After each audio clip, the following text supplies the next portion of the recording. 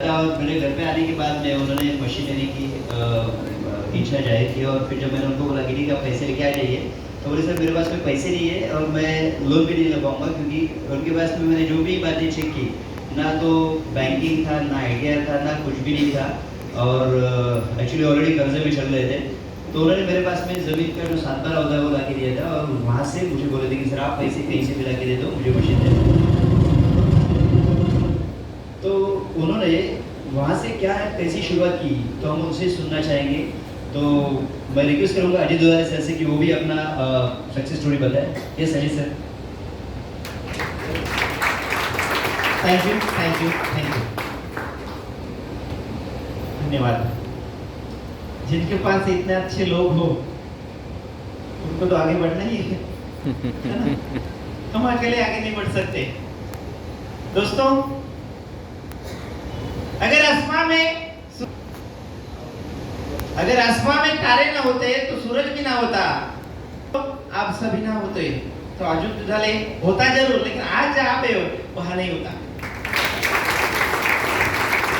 तो सबसे पहले मैं शुक्रगुजार हूँ उन सब का जिन्होंने मेरे बात का विश्वास किया।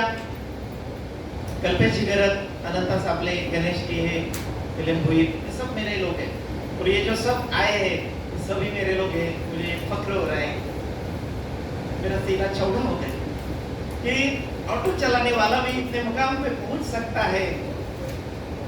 जो माइनस में था, जीरो भी नहीं था, बाल बाल कर्जे में डूब गया, क्योंकि इससे पहले हर एक आदमी कोशिश करता है आगे उठने के लिए, हर एक कोशिश नाकाम रह गई थी, हर एक कोशिश बेकार हो गई थी, फिर भी अंदर से हारा नहीं।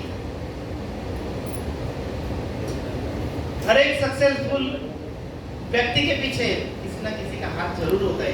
तो मेरे पीछे भी मेरे सीनियर्स का हाथ है, तो मेरे घर से अगर बोले मेरी वाइफ का हाथ है और मेरी माँ का मेरे सर पे हाथ है। मेरे पास मशीन लेने के लिए पैसे नहीं थे। उससे पहले मैं ऑटो चलाता था, लगभग 17 साल ऑटो चलाया। आज तक ऑटो वालों को कोई सम्मान से नहीं बुलाता, ए रिक्शा ऐसे ही बुलाते हैं। आज मेरे को सर करते हैं, तो क्या बोलूं मैं, कहाँ से कहाँ तक कहेंगे। खाली पैसा नहीं देता, खाली आरोग्य भी नहीं देता, बहुत कुछ देता है।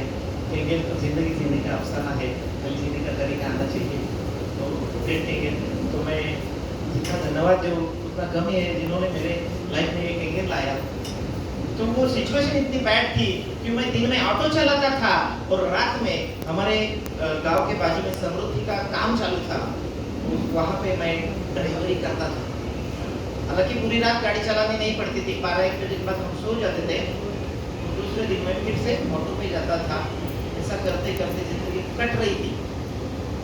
जिंदगी जीना और जिंदगी काटना इसमें फर्क होता है, तो कट रही थी कैसे भी। लेकिन कर्जा इतना था कि कुछ समझ में नहीं आ रहा था, चेहरे पे खुशी नहीं होती थी। बिल्कुल उसी दौरान रविंद्र सर का रात को एक बार फोन आया, ऐसा से हम आओ। देखो अक्सर कई बार ऐसा होता है कि हम लोग 4-4 बार क्लाइंट के घर जाते हैं, बैठते हैं, उनको प्लान समझाते हैं, हेल्थ समझाते हैं, वेल्थ समझाते हैं, फिर भी वो ना कहता है। तो पहली बार समझ गया, और मेरे घर में कोई नहीं आया था, मैं खुद चल के उनके घर में गया था टेलीफोन पे, क्योंकि मुझे ट्रस्ट था ये आदमी जो करेगा कुछ अच्छा ही होगा। मेरे को ट्रस्ट था और मैं उनके ट्रस्ट पे गया, और एक नॉलेजेबल पर्सन है, मैं उसको पहले से मानता था, जानता था, क्योंकि पिछले कंपनी में हमने साथ में काम किया। तो देखा, हालांकि पहले दौर में सब समझ में आता, इतना भी इंटेलिजेंट नहीं था, शायद अभी भी नहीं हो, लेकिन एक बात समझ में आ गई, एक मशीन मेरी जिंदगी बदलने वाली है, तो मुझे ही लेना है। कैसा लेना, कैसा पता नहीं था। घर में आया, मैं बोला कि मशीन लेना है। वापिस सर को फोन किया, मुझे आना है, फिर से एक बार समझो। सर के घर में गया कि वाला में विनायक गार्डन में अभी भी वो है एजेंसी में, वहाँ पे मैं गया, खाना खाने को ही गया था, शायद दोपहर का टाइम था। गुलाब का पुष्प लेके गया था, क्योंकि 100 रुपए का मिठाई का डिब्बा लेने को भी मेरे को पैसे नहीं थे, 10 रुपए का गुलाब लेके गया। सर ना बोलू काय आणले हे महत्वाचं नाही, भावना महत्वाच्या आहे, प्रेमाचं प्रतीक आहे। आणि त्यावेळेला मी ते फिर से हिंदी में आता हूँ, क्योंकि बहुत सारे लोग हिंदी में हैं। मैंने फिर से बिजनेस प्लान डेमो वापस देख लिया, और उसी दिन सर को बोला मैं मशीन लूंगा। 2 महीने लगे, क्योंकि पैसे की कुछ इंतजाम नहीं हो रहा था, तो मैं सर को बोला कि सर मेरा जमीन का कागज है, 7 बार मैं लेके आता हूँ, क्या ऐसा होगा क्या? सर बोले ऐसा नहीं होगा। सर ने मेरे अलग अलग पर्याय दिखाए, फिर भी कुछ नहीं बन रहा था। तो मेरे माँ ने देखा कि बेटा इतना मायूस क्यों हो गए, क्या हुआ है? मुझे माँ को उधर समझता है हर बेटे का। मैं बोला ऐसी ऐसी बात है, मुझे वो मशीन लेनी है, मुझे वो फिर से खड़ा होना है। तो माँ ने गले में से जो सोने की माला थी वो निकाल दी आज मेरे लिए, और वो कब चुका होगा पता नहीं। तेरे लिए, तेरे से ये माला कीमती नहीं है। और वो माला मैंने गिरवी रखने को गया तो उतना पैसा नहीं बनता था, इससे मशीन आएगी तो मैंने 100 बेच दी, और उससे भी गुजारा नहीं चल रहा था। तो मेरी वाइफ का एक बचत गट है, वहाँ से मैंने लोन लिया, तो सर ने भी थोड़ी सी मदद की और मशीन ले ली और कारोबार करता गया, और एक एक मोहरा हीरा अपने टोली में अपनी टीम में आता गया, और कैसे बना मैं भी नहीं जानता। तो ये लोग की वजह से हो गया, मेरा खुद का इतना नहीं था, लेकिन धीरे धीरे सब समझ गया इनकी ताकत, ये मुझे पता था। और मेरे घर वाले बोलते थे 3 लाख का मशीन भाई तेरे से कौन लेगा, जैसे आपसे भी बोलते थे। तो मैं बोला मैं पागल हूँ, मैंने लिया है, मेरे जैसे 10 पागल मुझे मिल ही जाएंगे। तो 4 पागल तो मिल ही गए, बाकी है।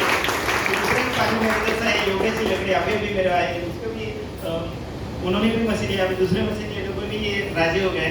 वो भी हस्बैंड वाइफ यहाँ पे आगे एक बार खड़े हो जाइए योगेश जी लकड़ी। अभी भी 30 साल दिन हुआ है, लेकिन एक भी ऑर्डर नहीं गया, फिर भी हिम्मत बहुत है। ऐसे ही लोग चाहिए बिजनेस में, आगे जाके बहुत तरक्की होगी। उसके बाद मनोज है, मनोज किस्मत एक बार खड़े हो जाइए। तो अपने दोस्तों मुझे मिल ही गए हैं अभी, और मैं ये कहना चाहूँगा कि मैं जिस मकाम पे हूँ आप सबको ये मिले, और मेरे से भी 10 गुना आपको यश मिले, सफलता मिले, तरक्की मिले, और यहाँ पे मैं रुकना चाहूँगा। धन्यवाद।